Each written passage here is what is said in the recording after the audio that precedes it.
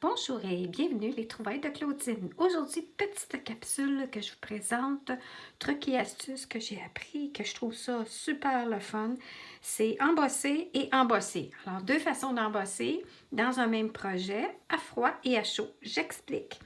Alors, on peut voir ici un carton que j'ai embossé, que j'avais ancré avant et puis que j'ai embossé après avec le plioir à gaufrage 3D mur plâtré de Stampin' Up. Une petite chose avant tout, c'est de faire super attention parce que quand c'est des plioirs 3D, c'est beaucoup plus épais que les plioirs traditionnels de Stampin' Up.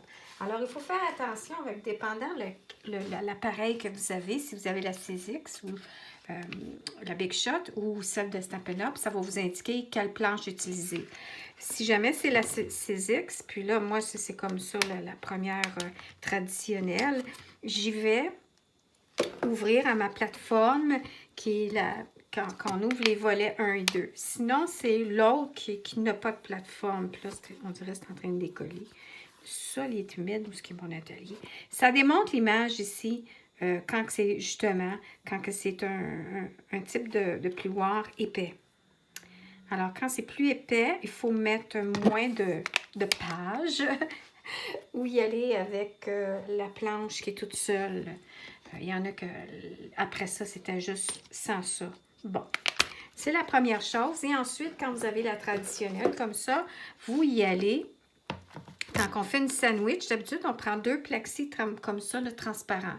Mais pour le épais, il faut y aller strictement avec une par-dessus votre plioir. Alors, vous prenez votre plioir, toujours le logo en haut, et vous glissez votre carton que vous voulez embosser.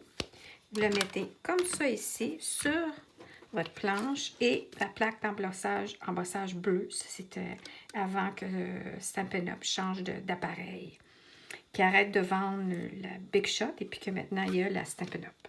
Mais sinon, ça, c'est Big Shot. Alors, on y va comme ça. Alors, faites super attention. Puis, je donne toujours un truc aussi à la clientèle, à mes clientes et amis. Quand vous n'êtes pas certain, puis que vous voyez que c'est en train de forcer là, dans votre appareil quand vous passez quelque chose, pas au niveau des dimes, au niveau des plioirs, arrêtez tout de suite. C'est sûr, vous faites de quoi de pas correct. Puis si vous n'êtes pas certain, ce que vous faites, c'est vérifier Google. Allez voir sur Google, tapez le nom du plioir en anglais, puis allez voir les démonstratrices que généralement, ils vont faire une démonstration du projet qu'ils ont utilisé avec le plioir. Et puis, vous allez peut-être voir à ce moment-là comment elles utilisent leur appareil et la sandwich. Sinon, vous pouvez aussi toujours vous référer au papier à l'intérieur, non à l'endos. S'il existe quelque chose. Puis là, non. À un moment donné, ça marquait. Surtout avec CZX, ça marquait comment faire votre sandwich. Mais, bref, faites attention. Plioir 3D, c'est simple sandwich. Une tranche de pain, mais une tranche de pain croûté au lieu de 2 tranches de pain toasté, tranché ordinaire. Alors, ça, c'est ce que je voulais vous dire. Maintenant, alors ça, c'est mur plâtré que j'ai utilisé. Puis, ici, je suis allée simplement ancrer avant avec une éponge, passer ça dans la Big Shot et c'est l'effet que ça a donné. Ici, ce que j'ai fait, c'est que je n'ai pas passé dans la Big Shot tout de suite. Je l'avais-tu ancré, lui? Non, lui, je l'avais ancré. Ah oui, lui, on va le dire après. Ici, c'était simplement un carré, un rectangle de carton, sans rien, que j'ai ancré au versamarque. J'ai carrément estampé, couvrir mon carton d'encre versamarque, que j'ai ensuite saupoudré de poudre embossée transparent partout. Je l'ai chauffé au fer à embosser, le pistolet. Et ensuite, quand c'était brillant et sec, je l'ai passé dans la Big Shot avec le plioir. Alors, c'est l'effet que ça l'a donné. On voit des reliefs blancs. Ça l'a pas craqué. Puis, je ne sais pas si on peut voir la différence. Alors, ça, c'est ce que ça donne. Maintenant, celle-ci, j'ai été différente. Lui, j'ai fait ça. comme ça, ancré, embossé. J'ai passé, après avoir embossé, le versamarque. Pareil comme la technique de celle-ci, mais une fois embossé. Et je l'ai saupoudré ensuite de poudre claire. J'ai passé au pistolet chauffant et voilà ce que ça l'a donné. C'est plus foncé. Mais lui, c'est parce que lui, j'avais ancré, mais on ne voit plus vraiment l'endroit qui était plus pâle. Mais ça, c'est comme ça, naturel, ou ça, embossé. Et ça, c'est juste embossé. Est-ce qu'on comprend? Oui, j'espère. Sinon, écrivez-moi. Puis voilà, j'ai passé mon petit message. Regardez ce que ça a l'air quand je prends un carton comme ça ici. J'ai commencé à le chauffer, mais c'est ça que ça a l'air. Le carton, quand je prends un carton de n'importe quelle couleur, je l'estampe au versamarque, je saupoudre et ensuite je suis prêt à chauffer. Et quand c'est cuit, ça devient brillant.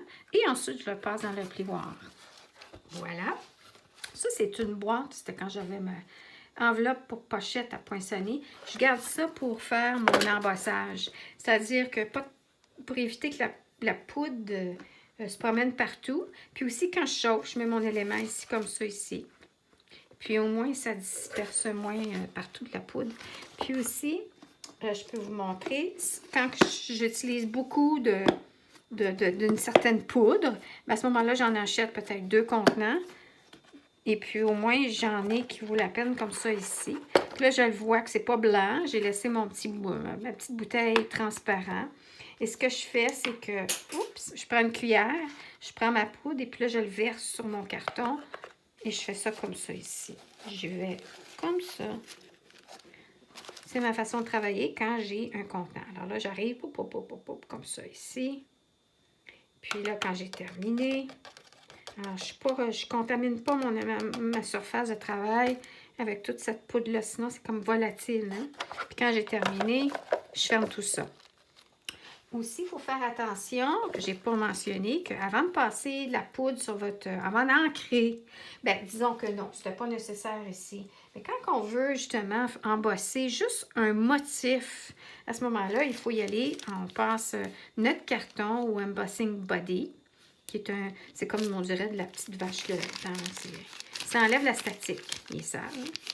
Mais ça, depuis 2014 que je l'ai, ça se termine pas. On dirait que c'est à l'infini.